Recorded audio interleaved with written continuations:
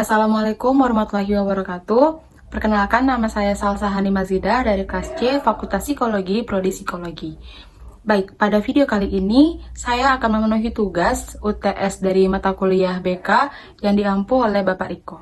Di sini Pak Riko memberikan kami, khususnya yang mengambil mata kuliah BK, dengan adanya 3 pertanyaan yang harus kami jawab.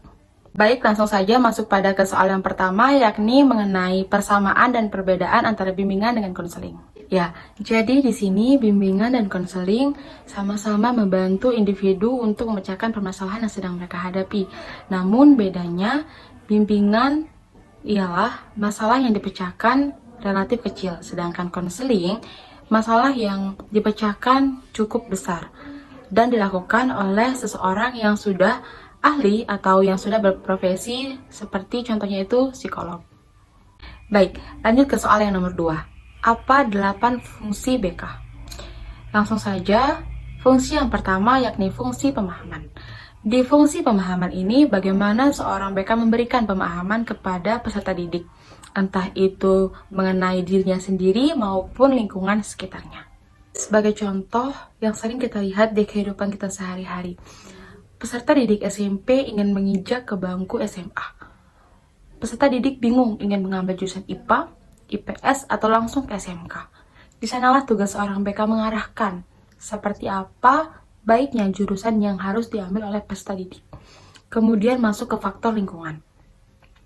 Orang tua peserta didik ingin peserta didik langsung ke SMK. Sedangkan peserta didik setelah berbicara dengan BK, ia lebih sreg atau lebih suka masuk ke jurusan IPA.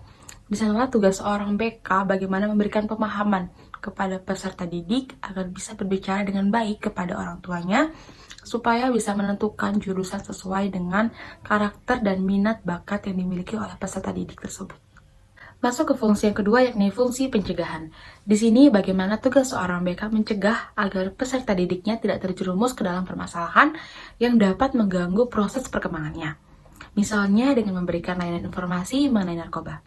Dengan adanya layanan informasi tersebut, peserta didik jadi tahu apa saja efek-efek yang dapat ditimbulkan jika ia menggunakan narkoba. Di masa sekarang, banyak sekali para remaja yang sudah mengenal apa itu narkoba, bahkan sudah menggunakan narkoba. Nah, dengan adanya layanan informasi mengenai narkoba tersebut, diharapkan peserta didik bisa terhindar dari lingkungan yang toksik tersebut. Dan peserta didik bisa mengatakan tidak jika ada temannya yang mengajaknya untuk menggunakan narkoba. Dan tentunya ketika peserta didik berada dalam lingkungan yang baik, maka proses perkembangannya akan baik pula dan tidak akan menghambat perkembangannya. Selanjutnya, fungsi yang ketiga yakni fungsi pemeliharaan. Di sini bagaimana tugas seorang BK memelihara supaya individu atau peserta didik tidak terjerumus kembali ke dalam permasalahan yang pernah ia hadapi. Dan jangan sampai perilaku yang sudah baik rusak kembali. Contoh, ketika kita malas belajar dan kita sudah menemukan bagaimana cara belajar yang membuat diri kita nyaman. Di sanalah tugas seorang BK bagaimana memelihara cara belajar individu tersebut agar tidak bermalas-malasan lagi. Selanjutnya, fungsi yang keempat yakni fungsi pengembangan. Jadi, bagaimana seorang BK bisa mengembangkan seluruh potensi atau kekuatan yang dimiliki oleh peserta didik. Bimbingan konseling tidak hanya diberikan kepada peserta didik yang mengalami kesulitan atau yang sedang bermasalah, tetapi kepada seluruh peserta didik. Pengembangan ini dapat dilakukan dengan adanya program ekstrakurikuler di sekolah. Dengan adanya program ekstrakurikuler di sekolah ini, peserta didik dapat menentukan ekstra mana yang sesuai dengan bakat, minat, dan kepribadiannya. Ketika peserta didik menekuni ekstrakurikuler sesuai dengan bakat, minat, dan kepribadiannya, tentunya bakat minat yang dimiliki meningkat, yang nantinya akan bisa jadi prestasi ke depannya untuk peserta didik. Masuk ke fungsi yang kelima, yakni fungsi perbaikan. Di sini bagaimana tugas seorang BK membantu peserta didik dalam memecahkan permasalahan yang sedang dihadapi. Sebagai contoh, ketika di dalam kelas, BK melihat ada siswa yang ketika dalam pelajaran murung, bersedih, tidak fokus terhadap apa yang guru jelaskan. Nah, di sanalah fungsi BK atau tugas BK menanyakan keadaan siswa tersebut. Kenapa ia bisa sampai murung dalam kelas? Setelah siswa tersebut dipanggil ke ruang BK, kemudian BK berbicara kepada siswa tersebut mengenai permasalahan yang sedang dihadapi, dan BK sudah mengetahui inti dari permasalahan siswa tersebut, bagaimana BK memberikan saran yang tepat mengenai permasalahan yang sedang dihadapi oleh siswa tersebut. Selanjutnya fungsi yang keenam yakni fungsi penyaluran. Ya, fungsi penyaluran ini sama seperti contoh yang di atas, di mana dengan adanya program ekstrakurikuler di sekolah sangat penting untuk menunjang bakat dan minat seorang peserta didik. Jika dilihat kembali, masih banyak sekolah-sekolah yang tidak mengadakan adanya ekstrakurikuler. Dengan tidak adanya program ekstrakurikuler tersebut, seorang guru atau BK tidak akan mengetahui potensi mana yang dimiliki oleh setiap peserta didik. Agar peserta didik tidak stuck di titik itu saja, di mana titik yang tidak memiliki kemampuan apa-apa. Nah, dengan adanya program tersebut, akan bisa berkembang bakat dan minat dan potensi yang dimiliki oleh peserta didik, supaya bisa berguna bagi lingkungannya. Dan yang terakhir ialah fungsi adaptasi. Nah, pada fungsi ini bagaimana seorang BK bekerja sama dengan staf sekolah yang lain untuk mengadaptasikan program pelajaran dengan program ekstrakurikuler, minat, bakat, dan kemampuan yang dimiliki oleh seluruh peserta didik.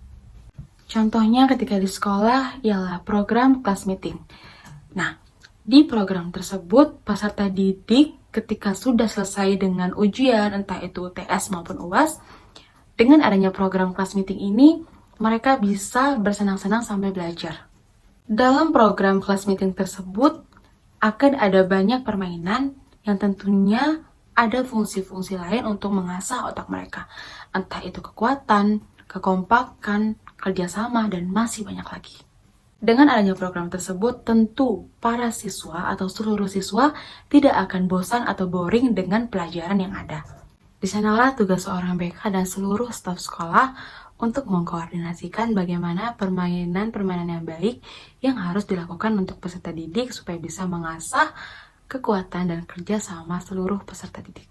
Ya, masuk ke pertanyaan yang terakhir. Jika kita sudah lulus dari Fakultas Psikologi Universitas Merdeka Malang, kita akan jadi apa? Kalau dari saya sendiri, dari dulu cita-cita saya yakni menjadi seorang psikolog. Tepatnya psikolog dalam bidang klinis.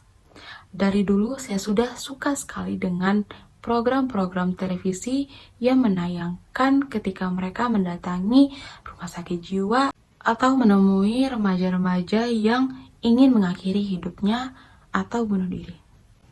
Ketika saya menemui seseorang yang memiliki keistimewaan, di sanalah saya tertarik untuk mengajak orang tersebut untuk berkomunikasi atau mengetahui dirinya lebih lanjut.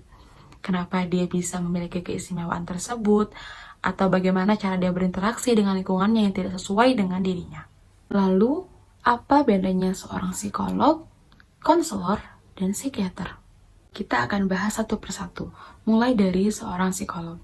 Psikolog ialah ilmu non-medis. Saat bekerja, seorang psikolog lebih berfokus kepada masalah sosial klien. Halnya dengan memperhatikan kepribadian, memperhatikan perilaku, kebiasaan, tata cara berbicara, gestur tubuh ketika ia sedang bercerita. Nah, metode yang digunakan oleh seorang psikolog ialah konseling. Nah, lanjut, sedangkan seorang konselor ialah yakni hubungan bantuan antara konselor dan konseli atau klien, yang berfokus pada penyesuaian diri klien terhadap permasalahan yang sedang dihadapi, dan bagaimana seorang konselor memberikan saran yang terbaik atau jalan keluar yang terbaik dari permasalahan yang dihadapi oleh klien. Lanjut, sedangkan seorang psikiater ialah di mana seorang dokter yang telah menyelesaikan pendidikannya di bidang psikiatri. Metode yang digunakan oleh seorang psikiatri ialah pendekatan medis atau farmakoterapi. Dan tentunya seorang psikiater memiliki izin untuk melakukan terapi kepada pasien-pasiennya. Baik, karena semua pertanyaan sudah saya jawab, Untuk video kali ini cukup sekian, maaf bila ada kata yang salah. Saya ucapkan terima kasih. Wassalamualaikum warahmatullahi wabarakatuh.